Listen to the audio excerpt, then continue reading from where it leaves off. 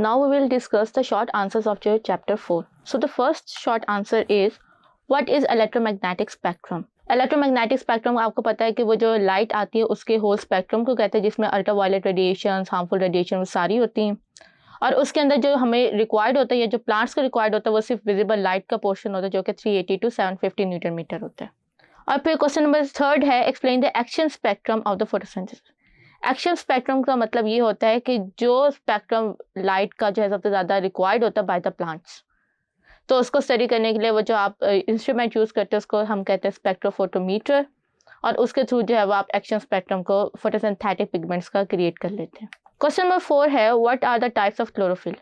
Chlorophyll आपको पता है कि ये पिगमेंट होता है जो कि लाइट को एब्जॉर्ब करता है। ये वायलेट, ब्लू, ऑरेंज और रेड वेवलेंथ्स को ज़्यादा एब्जॉर्ब कर रहा होता है। इसको हम 2 कैटेगरीज में डिवाइड करते हैं, क्लोरोफिल ए एंड बी को। ए जो होता है ब्लूइश ग्रीन होता है, जबकि बी जो होता है वो येलोइश ग्रीन होता है।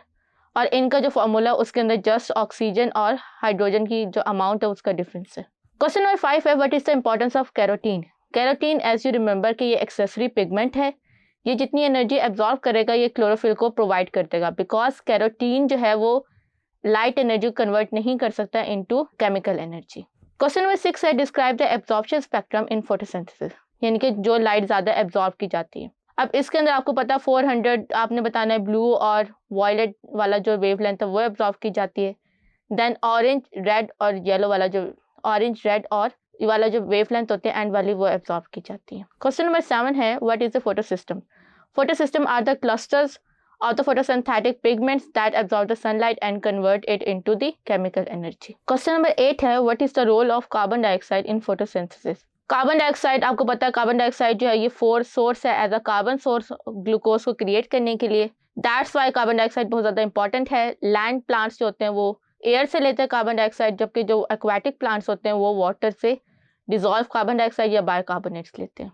क्वेश्चन नंबर 9 है, how it was confirm that plant split the water as a source of hydrogen, releasing the hydrogen as a by product. इसको हम लोगों ने वैन नील के हाइपोथेसिस थी 1930 के अंदर, उसने जो था इसको यूज़ किया था, इसको लेबल किया था बायोलॉजिकल ऑक्सीजन को, एंड देन उसने जो था वो टैग करके देन जब उसने आइडेंटिफाई किया था और स्टडी किया था तो इट वॉज रिवील के जो कार्बन डाइऑक्साइड वाली ऑक्सीजन होती है वो यूज़ नहीं होती, बल्कि वाटर वाली जो ऑक्सीजन होती है वो यूज़ होती है और वो इवॉल्व होती है, वो रिलीज होती है।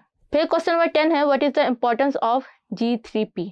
ये इंटरमीडिएट कंपाउंड है फोटोसिंथेसिस में और रिस्पिरेशन में।